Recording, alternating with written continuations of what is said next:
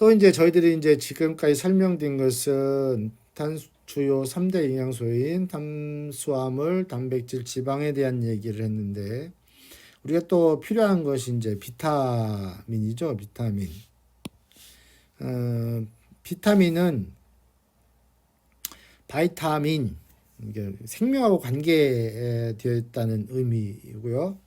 생명에 영향을 줄 수 있는 미량 영양소로 섭취에 의해서 획득한다. 무슨 말이냐면은 부족하면 만들었을 수 있는 게 아니라 꼭 외부에서 들어와야만 되는 것들이다.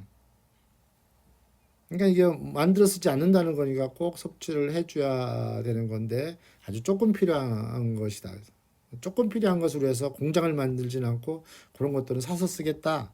이런 의미가 되겠죠. 그래서 비타민 종류가 엄청나게 많은데, 그래서 크게 나누면은 물에 잘 녹는, 물에 잘 녹는 비타민, 그다음에 물에 잘 녹지 않는 기름에 잘 녹는 비타민 이렇게 나눠집니다. 그래서 물에 잘 녹는 것을 우리가 수용성 비타민, 물에 잘 녹지 않는 것을 지용성 비타민 이렇게 얘기하고 있고요. 이 비타민은 신선한 음식에 신선한 음식 재료에 다 들어있어서 평상시 이제 음식 섭취에서 수용성은 주로 채소나 과일에, 지용성은 신선한 고기나 어류에 들어있기 때문에 그래서 섭취하면서 우리가 비타민을 충분히 섭취할 수 있고요. 그래서 음식의 한 30%는 신선한 식재료를 좀 써라 비타민이 풍부한 이런 얘기고 비타민이 이제 열과 그런 염분과 이런 건조에 약하기 때문에 지금 염장한 음식 그 다음에 드라이 음식 말린 거 있죠. 그 다음에 오래 보관하기 위해서 이제 훈연한 것들 이런 것들에는 비타민이 굉장히 부족한 상태이기 때문에 일단 음식 섭취 자체가 골고루 먹으면서 신선한 식재료를 포함하면 비타민에는 큰 문제가 없다. 또 하나는 이제 곡물 중에서 곡물이라고 하면 밀, 이런 곡물들 있죠. 그래서 이제 우리가 쌀 같은 경우에도 맨 껍데기, 벼의 껍데기를 완결을 벗겨내고 그 안에 다시 도정 과정을 거쳐서 이 알갱이,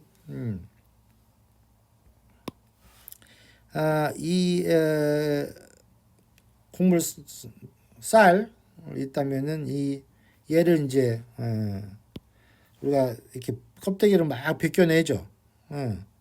벗겨내서 하얀 백미를 먹게 되고 덜 벗긴 걸 현미라 하는데 이 껍데기 안에 속 껍데기 안에 비타민이 충분하다고 합니다.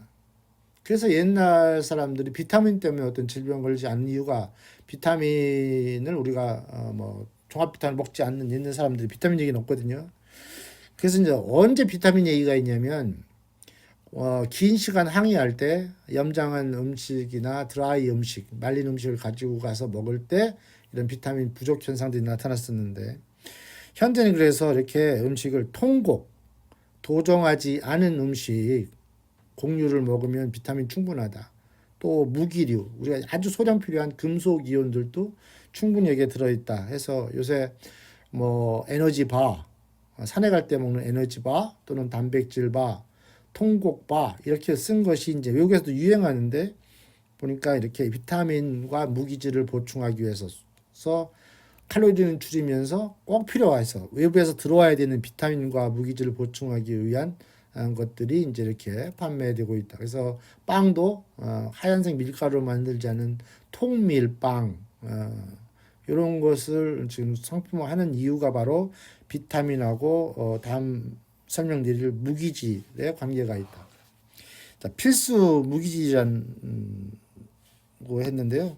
여기서 무기질은 흙에 있는 물질이다. 쉽게 이렇게 이해하시면 될 것 같은데 원래 의미는 유기물이 아닌 게 다 무기물인데요. 유기물은 생명체에서 비롯된 물질 또는 탄소 화합물을 이제 유기물이라 하는데 그거 뺀 모두가 무기질이다. 근데 몸에서 필요한 무기질은 뭐냐?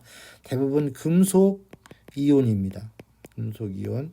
근데 이게 많으면은 독이 돼요. 그래서 아주 소량이 필요한 것들인데 우리가 알고 있는 금속류 거의 모든 게 이제 몸에서 아주 조금씩 필요합니다. 특별히 이제 음식 골고루 먹으면 이것을 따로 뭐 먹어야 될 정도로 부족하진 않습니다. 다만 생리량이 많거나 할 때 여성분들한테 이제 철분이 부족할 수 있다 해서 철분제를 따로 드실 수도 있는데요. 몸에서 필요한 것들 보면 사실은 뭐 주변에 들어본 게 되게 많아요. 맨 위에서부터 칼슘, 뼈하고 관계되는 칼슘, 그다음에 인, 황, 칼륨, 염소, 나트륨, 마그네슘, 철분, 불소, 아연, 구리, 망간, 요드, 코발트, 셀레니움, 크롬, 몰리브덴 이런 것들이 다 필요한데 이것은 아주 조금 필요하기 때문에 굳이 이것을 따로 먹는다고 생각하지 마시고 음식을 골고루 드신다. 또는 빈혈이나 어지럼이 있을 경우에는 철분제 또는 이제 연세가 들고 여성 호르몬량이 줄어들었을 때 칼슘 제제 이 정도만 이제 많이 필요한 것이 그 정도니까 칼슘이나 저기 철분 이외에는 뭐 특별히 신경 쓰지 않으셔도 됩니다. 자, 음식에 대한 뭐 질문들을 한번 제가 미리 한번 뽑아봤는데요. 음식을 왜 먹느냐? 무엇 때문에? 에너지 때문이냐? 물자 때문이냐? 몸에서 필요한 것은 이제 두 가지죠. 이렇게 내가 움직이는데 필요한 내가 기계라고 했으니까 배터리가 필요하죠. 배터리가 에너지 이온이 필요해요. 그래서 그 연료로 음식물을 먹습니다. 연료의 기본은 탄수화물입니다. 무조건 먼저 탄수화물을 태우게 되죠. 탄수화물을 태워서 에너지를 뽑습니다. 근데 에너지 양이 태울 때마다 엄청 적어요. 계속 에너지를 만들어야 돼요. 1칼로리 만들기 위해서 계속 공장이 돌아가야 돼. 그래서 에너지 만드는 과정을 멈추게 시키는 약이 있으면 그게 바로 독약입니다. 그 독일 아우슈비츠에서 쓴 것들이 다 그런 것들이에요. 에너지를 우리는 뭐 배터리는 저기 배터리 하나 사다가 2A 뭐 집어넣으면은 뭐 며칠 가. 근데 우리 몸의 에너지는 계속 먹어줘야 돼. 그래서 이제 배고프면 느낄 때 먹죠. 저장했던 거 이제 조금씩 뽑아 쓰는데 계속 그 음식물에서 있는 거를 공장이 계속 에너지 공장이 돌아가야만 되고 또 이제 내가 새로운 물자도 필요하죠. 아까 이제 위장 소화를 말했는데 위산 때문에 위장 안쪽에 있는 세포는 계속 새 거로 바꿉니다. 3일에 한 번씩 새 거로 바꿔 세포가. 이제 위장 안쪽 벽이 그러니까 안쪽 막이 계속 새 거로 이제 하루 이제 어디 식당 가면은 손님 오면 장뜩 이렇게 저기 식탁을 덮어놨다가 한숨이 가면 막 걷어내고 다음 손님 받고 이런 식으로 위장 안쪽을 계속 한번 걷어내고 새 거로 한번 걷어내고 새 거로 이렇게 바꾸기 때문에 늘상 물자가 필요하고요. 예를 들어서 피부 같은 것도 때 막 벗겨내고 하죠. 계속 한 달에 한 번씩 새 거로 바꿉니다. 색이 계속 나와. 그러니까 새 것을 만들기 위해서 계속 뭔가 필요하거든요. 그래서 음식 안에서 우리는 에너지와 필요한 물자를 뽑고 있는 거죠, 지금. 그래서 음식을 물자를 뽑는데 뭐 집을 짓건 뭘 만들 때 꼭 한 가지로만 만들 수 없죠. 집을 짓는다, 뭐 통나무, 와 벽돌, 기와 이거는 굉장히 많이 필요할 테니까 탄수화물, 단백질, 지방이 있어. 그다음에 못 같은 게 필요해. 조금 생각보다 적은데 무슨 뭐 본드도 필요해, 페인트도 필요해. 그래서 이 물자라는 걸 자꾸 생각해 보면 에너지만 필요하다면은 뭐 몇 가지 에너지 많이 나온 음식만 먹으면 되는데 물자를 생각해 보면 못도 필요하지, 무슨 풀도 필요하지, 뭐 칼 무엇도 필요하지. 그래서 골고루 먹어야 된다. 몸에 필요한 것을 많든 적든 간에 채워줘야 될 것을 채워줘야 되기 때문에. 그래서 한 가지만 많다고 해서 그걸 바꿔 쓸 수 없는 것들이 있기 때문에 무엇이 하나 부족하면 계속 먹으라고 하니까 골고루 안 먹으면 더 많이 먹게 되고, 실제로 근데 원하는 것은 무엇이 필요한데 계속 다른 거, 뭐 기와하고 벽돌만 갖다 주니까 살만 찌고, 그 다음에 필요한 것은 안 들어오니까 계속 먹게 하고 이런 현상이 있을 수 있어서 골고루 먹어야 음식 양도 줄일 수 있다. 이런 거고요. 음식이 다른 약과 다른 이유. 음식이 약과 다르다. 같이 먹는 건데. 약은 양으로 조절됩니다. 양. 얼마나 많으냐 적으냐죠. 가장 나한테 이득이 되는 양만큼만 먹을 수 있는 거예요. 그것이 많아지면 독이 되고 적어지면 아무 쓸모없는 것이 될 수 있습니다. 음식은 소량이든 양이 많든 필요한 만큼 뽑아 쓸 수 있는 거고요. 약은 양이 많아지면 독약이다. 숙변이 먹고 숙변을 없애야 되고 막 하는데 실은 이제 장이 잘 비워지면 굉장히 좋죠. 근데 어디 뭐 목욕탕에 어디 가보면은 막 꾸불꾸불꾸불 장을 그려놓고 그 안에 사이에 변이 가득 차 있는 것처럼 이렇게 해놨는데 그렇게까지 변이나 이게 막 안에 차 있을 공간은 별로 없습니다. 숙변 그것은 조금 오바된 얘기다. 한번 대장 내시경을 받으려고 그 관정을 한번 한 다음에 그 내시경으로 막 들어가다 보면은 깨끗해요. 어디에 맥긴 해. 음식이 숨어서 어디 있을 데가 없어요. 그러니까 변을 잘 보는 거 되게 중요한데 뭐 평생 갖고 있는 숙변이라는 그런 거는 없다. 이렇게 일단 뭐 아시면 될 것 같고. 간헐적 다이어트. 요새 이제 다이어트가 유행하니까 간헐적 다이어트 또는 원푸드 다이어트. 여기서 추천하라면 저는 간헐적 다이어트를 추천하죠.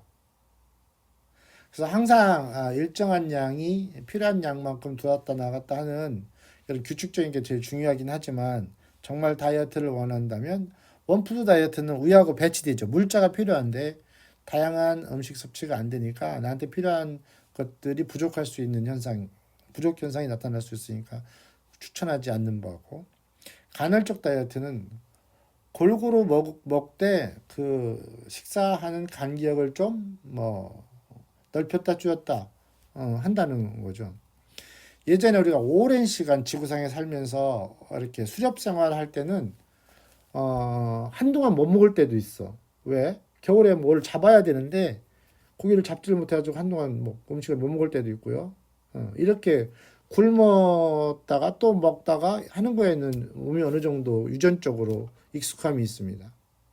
그래서 이제 그럴 경우를 봤더니 이렇게 뭐 16시간 요새 나오는데 16시간 뭐 일본 사람이 연구한 거에 의하면은 16시간 이상 안 먹었더니 자가포식이라 해서 내 몸 안에서 좀 쓰레기같이 좀 오래된 거나 이런 것들을 부셔가지고 집안에서 그러니까 어디 좀 안 쓰는 물건이나 좀 오래돼서 바꿔야 될 것을 미리 뜯어가지고 그걸 먼저 불쏘시개로 쓰더라. 에너지원으로 쓰더라.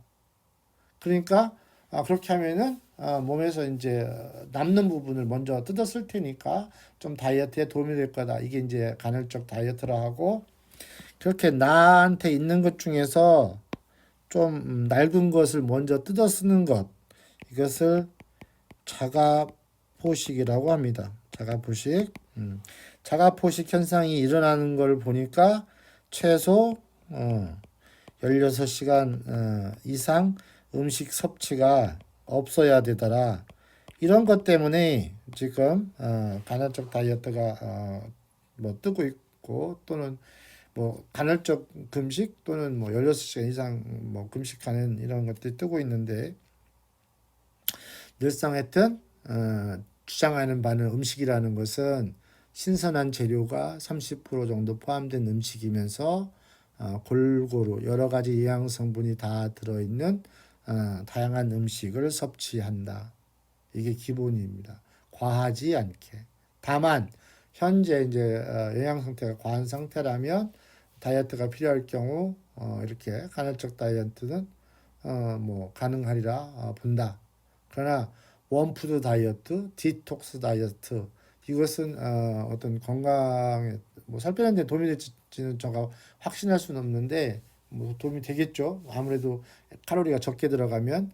그런데 이렇게 영양 입장에서는 추천할 바는 못 된다.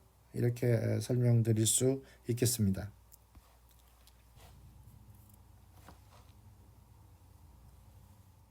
이제 배설기에 대해서 설명하겠습니다. 함께 오른쪽에 있는 설명 문구를 한번 살펴보겠습니다. 배설계는 혈액 안의 노폐물을 여과하여 배출하는 체계이다. 혈액 수단에서 피에 있는 노폐물을 걸러서 배출하는 시스템이 배설계이다. 배설계는 신장, 요관, 방광, 요도로 구성된다. 지금 위에서부터 왼쪽 그림에 보시면은 지금 신장이 있고 양쪽에 그 다음에 신장에서 방광까지 내려오는 요관이 있고 그 밑에 방광이 있고 맨 아래 요도 부분이 있는 겁니다. 그 다음 혈관의 여과와 노폐물의 배출 과정에서 몸 안의 수분 평형과 몸에 있는 수분의 양과 이온 균형, 여기서는 염분 균형이라고 보시면 됩니다. 염분 균형도 함께 조절한다. 또 신장을 통해서 질소대사물은 단백질 대사물을 의미합니다. 단백질을 다 사용하고 끊어서 버리는 단백질의 쓰레기죠. 대사물 배출에서 중요한 역할을 수행한다. 수분과 염분 조절을 통해서 혈압 조절도 수행한다. 이게 이제 배설계가 하는 일이 되겠습니다.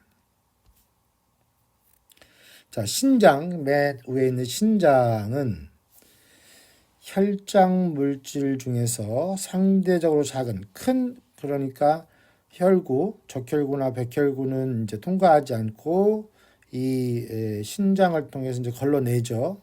그래서 상대적으로 작은 사이즈의 포도당이나 무기질은 이제 금속 이온유인데 수분 이런 것도 이제 사구체에서 혈장과 같이 여과되긴 하는데 다시 재흡수되고 버리는 양, 소변으로 나오는 양은 사실은 1, 2%밖에 안 됩니다. 특히 수분 조절은 뇌하수체라고 하는 뇌조절센터에 의해서 조절되고요. 여기서 역할하는 호르몬이 베소프레신이라는 건데 요건 조금 뭐 몰라도 될 것 같습니다. 노폐물에서 중요한 것은 질소대사물이다. 노폐물 중 중요한 건 질소대사물. 물에 녹지 않는 요산의 비율이 높으면 안 되는데요. 물에 녹지 않는 요산의 수치가 높아져서 이것이 관절, 그것도 심장에서 먼 쪽의 관절 사이에 결정의 형태, 모래알 같이 결정의 형태로 쌓여서 이로 인해서 염증이 발생해서 아주 지독한 통증을 유발하는 것이 통풍이라는 질병입니다. 혈압은 수분하고 염분 평형으로 조절된다. 염분이 있으면 염분 짠맛의 정도가 일정하게 유지한다. 짠 게 많이 들어가면 물을 더 집어넣을 것이고 또 싱겁게 되면 물을 더 빼낼 겁니다. 일정한 간을 위해서. 그러니까 염분의 양이 몸 안의 전체의 수분의 양을 결정한다. 이렇게 보시면 되고 몸의 여러 호르몬 체계가 이 염분과 수분 조절에 활용된다. 이렇게 이해하시면 되고요. 신장에서 혈액을 거르는 사구체는 일상에서 가로등을 거르는 모래나 뭐 빵가루, 떡가루를 가르는 채와 같은 역할을 하고요. 혈액의 점도, 혈액 얼마나 끈끈하냐, 또는 염증에 의해서 영향을 받아서 그 기능을 상실할 수도 있습니다. 그래서 여기에 염증이 생겨서 신장, 콩팥의 기능이 일부 이제 제한되는 것을 신부전이라 하고, 신장이 혈액을 거르는 기능이 매우 안 좋아서 몸에 독이 쌓일 정도가 된다. 그러면 혈액 투석을 받는 것이 되겠습니다. 기타 이제 신장을 통하지 않고 소변을 통하지 않고 몸에 이제 다 쓰고 남은 것을 버리는 루트가 또 있는데요. 하나는 피부입니다. 피부를 통해서도 소금 성분인 이온이나 단백질 대사물 그리고 수분이 이제 바깥으로 배출되기 때문에 피부도 역시 하나의 배설 기관으로 볼 수 있습니다. 또한 날숨을 통해서도 수분과 이산화탄소가 배출되죠. 자, 소변은 그럼 어떤 정도 수준이 적당하냐? 피부나 나알숨을 통해서 배출되는 수분과 섭취되는 수분 양에 따라 소변의 양이나 횟수가 달라질 수 있겠다. 그러니까 이제 땀으로 나가거나 숨으로 나가는 양이 많으면 아무래도 소변으로 버려지는 양이 줄어들 것이고, 물은 마신 거에 비해서 내보내는 양이 땀이나 숨으로 내보내는 양이 적으면 소변의 양이 늘어날 것입니다. 소변은 3시간에 한 번 정도 소변을 보는 정도의 수분 섭취가 적당하다. 그러니까 3시간에 한 번 정도 소변을 안 보면 수분량이 부족하니까 좀 더 마셔도 된다 하는 얘기죠. 일에는 어느 정도냐? 300에서 500cc 정도 소변을 보는 것을 기준으로 할 때 그렇다. 300에서 500 정도 수준이면은 좀 커피잔, 작은 커피잔, 그 커피 전문점에서 파는 스몰 커피잔 정도가 한 400 정도 될 것 같은데 그 정도의 소변은 봐야 된다. 또 하나 알아두셔야 될 것은 대부분의 다이어트 보조제는 이뇨제를 포함하고 있어서 수분의 양을 줄이고 다이어트 효과를 나타내는, 실제적으로는 살 빼는 것보다 수분의 양을 줄여서 다이어트 효과를 나타내는 경우가 가끔 있으니 주의해야 된다. 이렇게 해서 소화와 배설 부분을 모두 마치겠습니다.